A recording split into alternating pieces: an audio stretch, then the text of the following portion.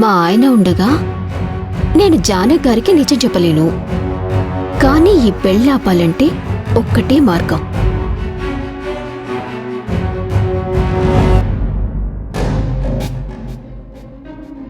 ఈ జ్యూస్లో నిద్ర మాత్రలు కలిపి ఆయన చేతి తాగిస్తే మైకం కమ్మి పడుకుంటాడు.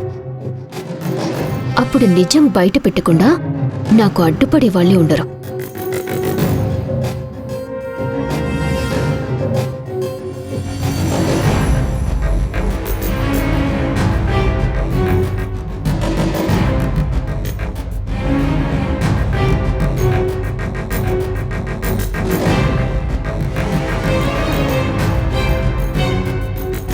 ఒక్క టాబ్లెట్ పనిచేస్తుందో లేదో, ఎందుకైనా మంచిది. ఇంకో 2 వేద్దాం.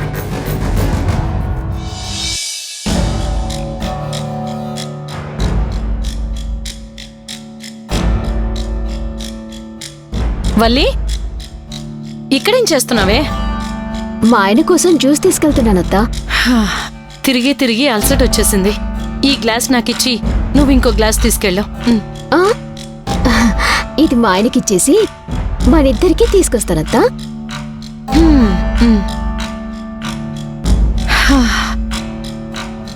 ఏవయ్యా, ఇదిగో ఈ జ్యూస్ తాగు. నేను అడగలేదే.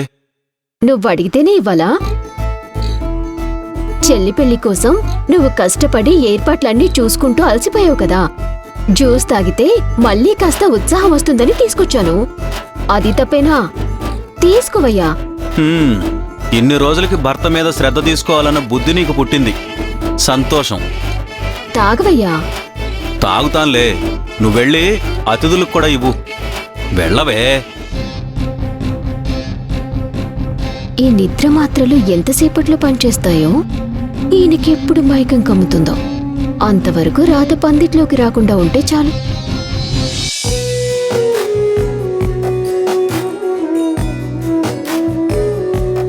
రాధా,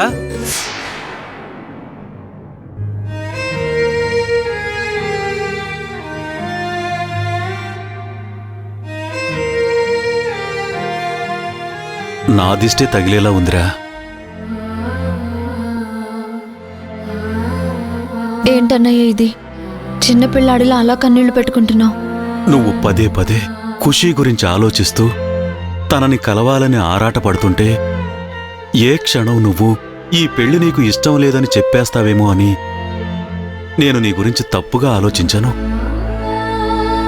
నీతో కఠినంగా మాట్లాడి నీ మనసు కష్టపెట్టాను. కాని నువ్వు నాకిచ్చిన మాట తప్పకుండా పెళ్లి చేసుకుంటూ నా పరువు నిలబెడుతున్నావు. నేనిప్పుడు అందరి ముందు గర్వంగా తలెత్తుకుని తిరుగుతాను రాధా. నాకు చాలా సంతోషంగా ఉంది. నీ సంతోషమే నా సంతోషం అన్నయ్య. నువ్వెందుకమ్మా ఏడుస్తున్నావు? ఏమో అన్నయ్య, తెలియకుండానే కన్నీళ్ళు వచ్చేస్తున్నాయి. పెళ్లి సమయంలో ఆడపిల్లకి ఎంత సంతోషం ఉంటుందో అంత బాధ కూడా ఉంటుంది. నేను అర్థం చేసుకోగలను రాధా. నీ మెడలో తాళి పడిందంటే నువ్వు ఇంకో ఇంటి మనిషివి అయిపోతావు. నీ ఇంటి పేరు మారిపోతుంది. నువ్వు కలిసుండే మనుషులు మారిపోతారు. నీ బాధ్యతలు మారిపోతాయి. ఇప్పటిదాకా నీ కుటుంబం అని చెప్పుకునే మేము నీకు పరాయి వాళ్ళం అయిపోతామమ్మా. అలా మాట్లాడకన్నయ్య. నువ్వెప్పటికీ నాకు పరాయి వాడివి కాదు. అవ్వాలి రాధా. ఇంక నువ్వు నీ అత్తారింటి గురించి మాత్రమే ఆలోచించాలి. పుట్టింటి బంధాలు సమస్యలు పట్టించుకోకుండా నీ జీవితం నువ్వు గడపాలి. పుట్టింట్లో నీకెలాగూ సుఖం దక్కలేదు. కనీసం అత్తారింట్లో అయినా నీ భర్తతో కలిసి సంతోషంగా ఉండాలి. ఈ అన్నయ్య కోరుకునేది అదొక్కటేనమ్మా. బాధపడకు రాధా. నువ్వు కన్నీళ్లు పెట్టుకుంటే నేను చూడలేను. ఏది ఒక్కసారి నవ్వు. నవ్వరా. ఏంట్రా అంత నీరసంగా ఉన్నావు? పొద్దునుంచి ఏం తినలేదా? ఆకలిగా అనిపించలేదన్నయ్య.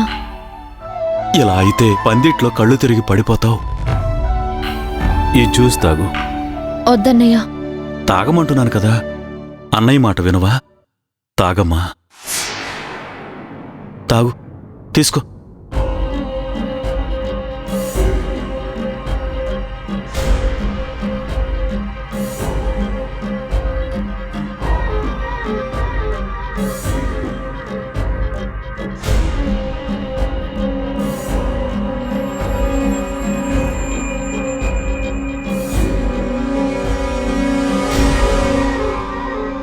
ఈయన జ్యూస్ తాగారో లేదో.